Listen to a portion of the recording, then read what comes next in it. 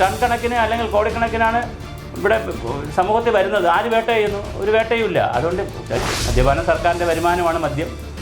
ഇതുമൊക്കെ പല രാഷ്ട്രീയ നേതാക്കളുടെയും ഉദ്യോഗസ്ഥന്മാരുടെയൊക്കെ വരുമാനമാണ്. ലോകത്തിൻ്റെ ഒരു കേസ് വരുമ്പോൾ കുട്ടി കഞ്ചാവ് അടിച്ചുകൊണ്ട് അമ്മയെ കൊന്നു അച്ഛനെ കൊന്നു എന്ന് പറയുമ്പോൾ വീണ്ടും 4 ദിവസം വലിയ ബഹളമായിരിക്കും.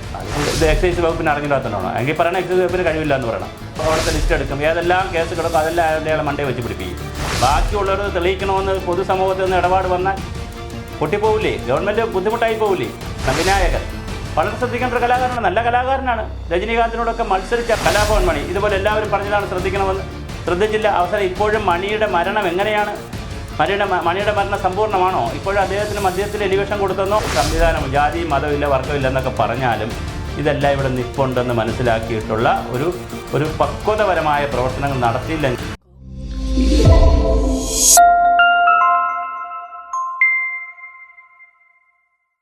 ഈ ലഹരി എന്നൊരു വസ്തു ഈ വെഞ്ഞാറമൂട് നടന്ന അരിന്തൊലയ്ക്ക് ശേഷമാണ് ഒരുപാട് കഞ്ചാവ് വേട്ടകൾ പറഞ്ഞത്. ഈ വേടൻ എന്ന ഗായകൻ, ഈ റാപ്പ് ഗായകൻ അല്ല ഇത്രയും ഫേമസ് ആയ ഒരു വ്യക്തി ഇന്നും ഇന്നലെയും എല്ലാം പാട്ട് പാടാൻ തുടങ്ങിയിട്ട് എത്രയും നാളായിട്ടാണ് വേണ്ട പാട്ട് രംഗത്ത് വന്നിട്ടുണ്ട്.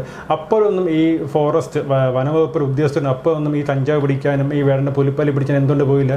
ഒരു സുപ്രഭാതത്തിൽ എന്തുകൊണ്ടാണ് പോകുന്നത്? അല്ല, അതിപ്പോൾ എന്താണെന്ന് വെച്ചാൽ നമുക്കിപ്പോൾ ഒരാളെ പിടിക്കുമ്പോഴായിരിക്കും പിന്നെ സകല കേസും നാട്ടിലുള്ള സകല കേസും ശ്രദ്ധിച്ചിട്ടുണ്ട്. ഒരു എസ് ഐ ഒരു കള്ളനെ പിടിച്ചു കഴിയുമ്പോൾ അവിടുത്തെ ലിസ്റ്റ് എടുക്കും, ഏതെല്ലാം കേസ് കിടക്കും അതെല്ലാം അയാളെ മണ്ടേ വെച്ച് പിടിപ്പിക്കും. അതൊക്കെ പോലീസിൻ്റെ വേറെ തന്ത്രങ്ങളാണ് ഒന്ന്. പക്ഷേ ഞാൻ പറയുന്നത് ഈ കഞ്ചാവ് ഉപയോഗിക്കുന്നത് മിക്കവാറും ഒരുപാട് ആളുകൾ ഉപയോഗിക്കുന്നുണ്ടെന്നേ, ധാരാളം പേർ അത് ഉപയോഗിക്കുന്നുണ്ട്. മദ്യപാനം ഒരുപാട്, ഇപ്പോൾ എത്രയും വലിയ കലാകാരന്മാരൊക്കെ തന്നെ, ഇപ്പോൾ സിഗരറ്റ് വലിച്ചില്ലെങ്കിൽ ചുണ്ടിൽ സിഗരറ്റിലിരുന്നില്ലെങ്കിൽ എഴുതാൻ പറ്റാത്ത എത്രയോ കലാകാരന്മാർ, ഞാൻ ആരുടെയും പേര് പറയുന്നില്ല, എത്രയോ സാഹചര്യമുണ്ടായിരുന്നു. 24 hours റൗണ്ട് ദ ക്ലോക്ക് ചുണ്ടിൽ സിഗരറ്റ് ഇരുന്നാൽ മാത്രമേ എഴുത്ത് വരികയുള്ളൂ, നന്നായി മദ്യപിച്ചാൽ മാത്രമേ എഴുത്ത് വരികയുള്ളൂ, അഭിനയം വരികയുള്ളൂ. എത്രയോ ആളുകൾ, സിനിമാ നടന്മാർ, അങ്ങനെയുള്ള എത്രയോ ആളുകൾ അവരുണ്ട്. പക്ഷേ ഇത് ഈ പറഞ്ഞതുപോലെ ഇയാളെ പിടിച്ചപ്പോൾ ഇയാൾ കഞ്ചാവ് സൂക്ഷിച്ചിരുന്നുവെങ്കിൽ അതിൻ്റെ കേസ് ആ രീതിയിൽ കൈകാര്യം ചെയ്യണമായിരുന്നു. പുലിപ്പല്ലെന്ന് പറയുന്നത് അങ്ങ് മേടിച്ച് വെക്കണമായിരുന്നു, അല്ലെങ്കിൽ ഇനി ഉപയോഗിക്കരുത് എന്ന് പറയണമായിരുന്നു.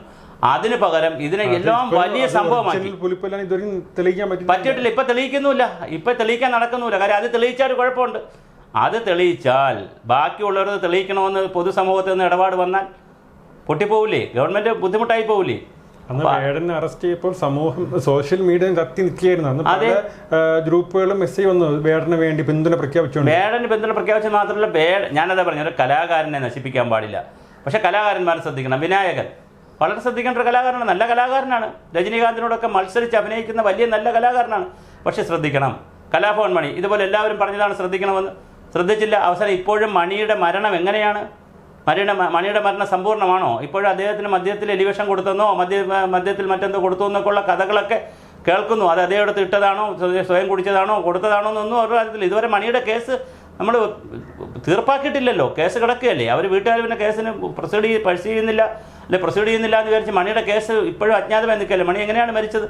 അപ്പോൾ ഈ വളർന്നു വരുന്ന കലാകാരന്മാർ, പ്രത്യേകിച്ച് പിന്നോക്ക സമുദായത്തിൽപ്പെട്ടവർ, ദളിത് സമുദായത്തിൽപ്പെട്ടവർ, ഇവിടെ എന്ത് ഭരണഘടന ഉണ്ടെന്ന് പറഞ്ഞാലും എന്തെല്ലാം സംവിധാനം ജാതി മതമില്ല വർഗമില്ല എന്നൊക്കെ പറഞ്ഞാലും ഇതെല്ലാം ഇവിടെ നിൽപ്പുണ്ടെന്ന് മനസ്സിലാക്കിയിട്ടുള്ള ഒരു പക്വതപരമായ പ്രവർത്തനങ്ങൾ നടത്തിയില്ലെങ്കിൽ ഒരു നാൾ കൊണ്ട് പ്രശസ്തനാകാമെന്ന് വിചാരിച്ചാൽ എല്ലാവരും കൂടെ അടിക്കും, തലയ്ക്ക് അടിക്കും. ആ അടിയാണ് ഇപ്പോൾ വേടന് കിട്ടിയത്. പക്ഷേ വലിയ സമ്മർദ്ദവും കാര്യങ്ങളൊക്കെ വന്നപ്പോൾ തീർച്ചയായിട്ടും എൻ്റെ മാറ്റം ഉണ്ടായി. ഗവൺമെൻറ് തന്നെ പിറകോട്ട് പോയി, വനം മന്ത്രി അടക്കം പിറകോട്ട് പോയിട്ട് ഇപ്പോൾ വേടനെ പരിപാടികൾക്ക് വിളിക്കുന്ന രീതിയിൽ, വീണ്ടും ഗവൺമെൻറ് പരിപാടിക്ക് വിളിക്കുന്ന രീതിയിൽ കാര്യങ്ങൾ വന്നിട്ടുണ്ട്.